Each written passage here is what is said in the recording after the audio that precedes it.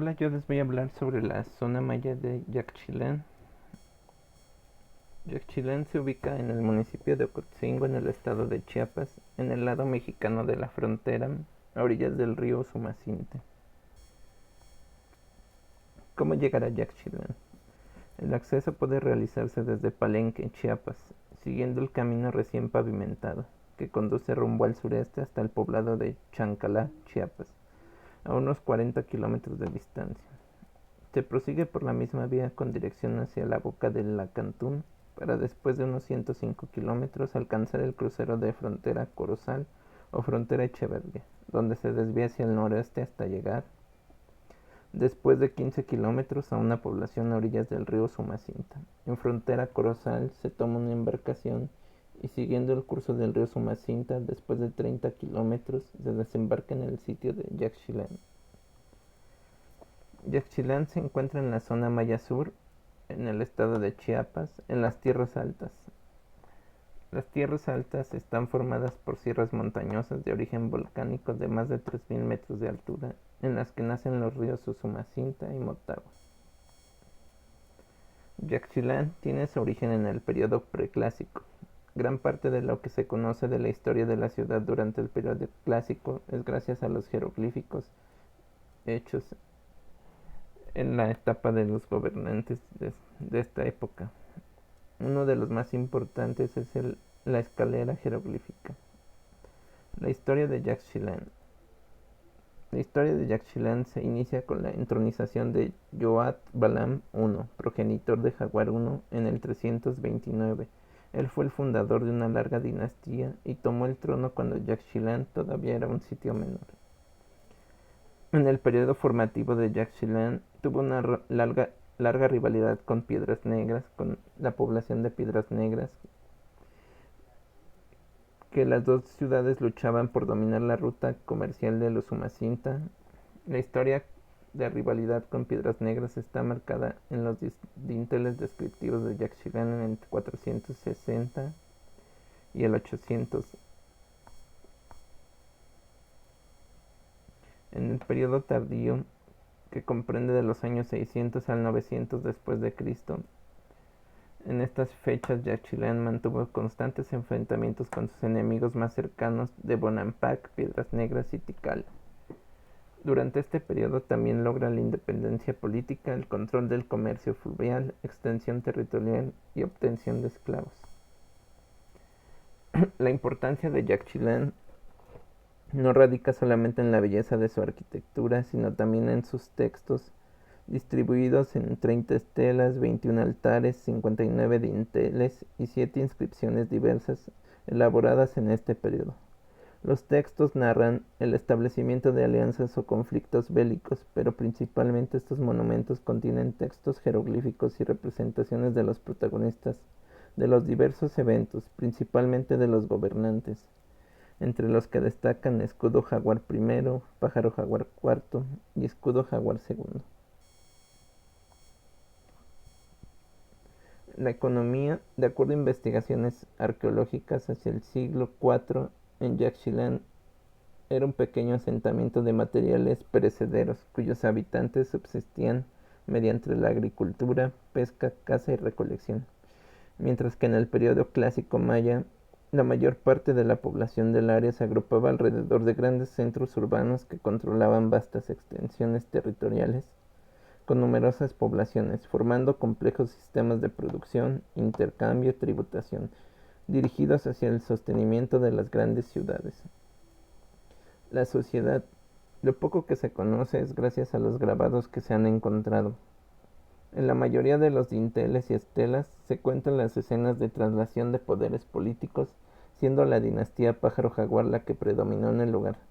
Además se puede interpretar los sacrificios que se realizaban en el lugar, el juego de pelota y otros momentos vinculados por la religión y la vida cotidiana. Yaxchilán tuvo un crecimiento paulatino. Posteriormente llegó a convertirse en uno de los mayores centros de poder del mundo maya, dominando la región de los Umacinta y estableciendo alianza con centros vecinos. La zona arqueológica cuenta con un área central en la que se hallan 120 construcciones distribuidas en tres grandes conjuntos: la Gran Plaza, ubicada en la parte baja de la ciudad y paralela al río; la Gran Acrópolis y la Pequeña Acrópolis, adaptadas mediante terrazas y plataformas. Los tres conjuntos están conectados a través de escalinatas, rampas y terrazas de distribución. Hasta ahora los monumentos esculpidos de Yaxchilán suman más de 110. La mayoría corresponde al clásico tardío. La zona arqueológica en la actualidad. La zona arqueológica es muy grande, pero en la actualidad solo se puede visitar una pequeña parte de esta.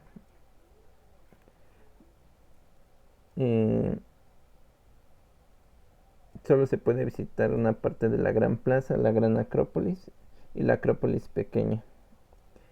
Los lacandones aún consideran sagrado el lugar y sus monumentos. Los distintivos visitantes del siglo XIX exploraron y revelaron al mundo la calidad de sus esculturas. Los arqueólogos y demás estudiosos durante el siglo XX establecieron secuencias ocupacionales, fecharon los distintos monumentos y a partir de la segunda mitad del siglo XX los nombres de los personajes representados en las inscripciones y sus hazañas comenzaron a conocerse. La traza urbana y los elementos compositivos.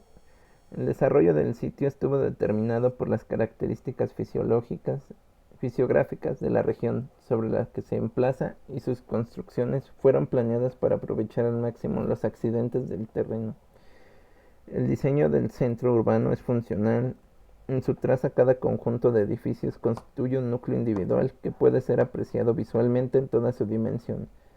En general, los templos y palacios se desplantan sobre basamentos y se agrupan en conjuntos que se organizan alrededor de grandes plazas.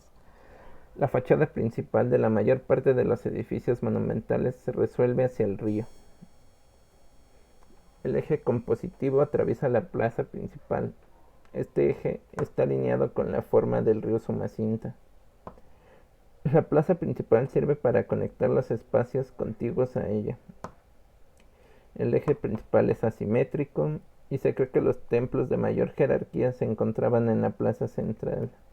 Se cree que aquí también, en estos edificios que se encontraban cerca de la plaza, vivían los gobernantes.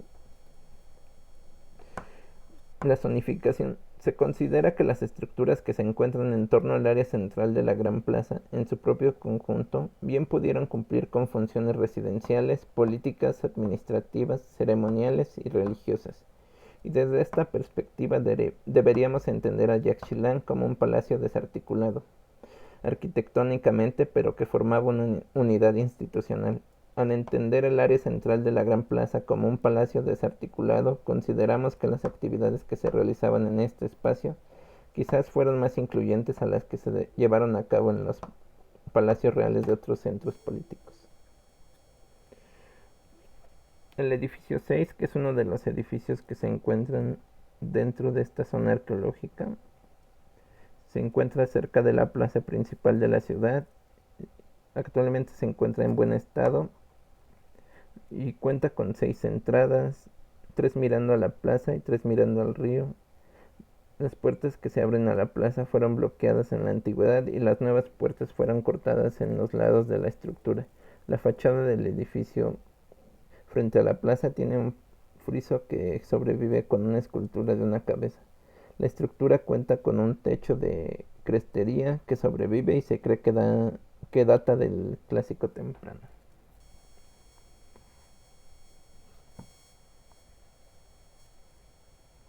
Otro de los edificios que se encuentran es el edificio 19, que también es conocido como el Laberinto. Se encuentra en el borde occidental de la Gran Plaza. La estructura es un templo con habitaciones repartidas en 3 niveles, conectados por escaleras interiores. La fachada del templo tiene 4 puertas, con 3 nichos entre ellas, del tamaño de una puerta. Frente a su fachada principal se sitúa el altar 1, único monumento escultórico asociado a este edificio.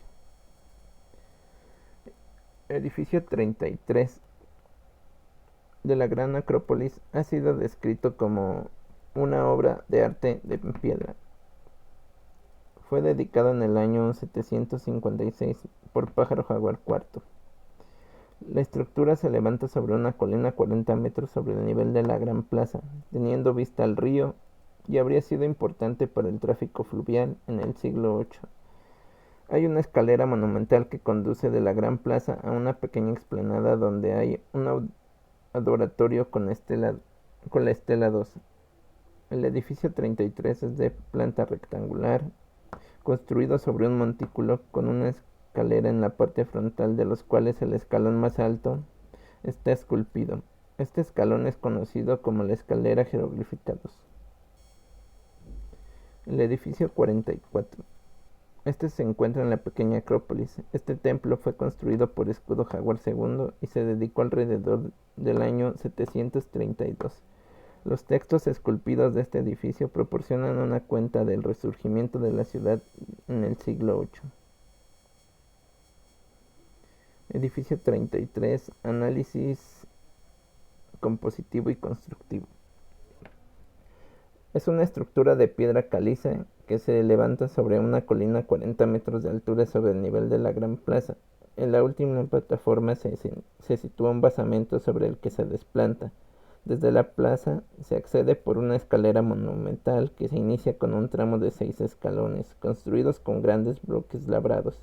Estos terminan en una pequeña explanada donde hay un adoratorio con la estela 2, flanqueada por 2 altares. A partir de la explanada empiezan 5 tramos de escalinata con amplios descansos. En 2 de ellos se localizan altares cilíndricos. El edificio 33 es de planta regular, con una crujía cubierta de bóveda y 2 cuartos en los extremos. Conserva el estuco con el que se recubrió y restos de pintura roja. Este edificio se le asocian directamente 3 dinteles, el 1, el 2 y el 3. Una estalactita labrada, una escultura antropomorfa y la escalera jeroglífica número 2. En los dinteles y en la escalera jeroglífica el personaje central es Pájaro Jaguar IV. En este periodo fue cuando se consolida la conquista sobre territorios y la ciudad llega a su máximo esplendor. Los eventos más comunes que se narran en estos monumentos son el autosacrificio, la visión de la serpiente y el juego de pelota. Entre otros aspectos, se caracteriza por la importancia del discurso iconográfico de sus elementos decorativos, entre los que se encuentran los elementos referencia de este estudio: 3 dinteles y una escalinata jeroglífica conformada por 3 escalones que muestran información detallada del gobernante Pájaro Jaguar, así como sus predecesores y ascendientes.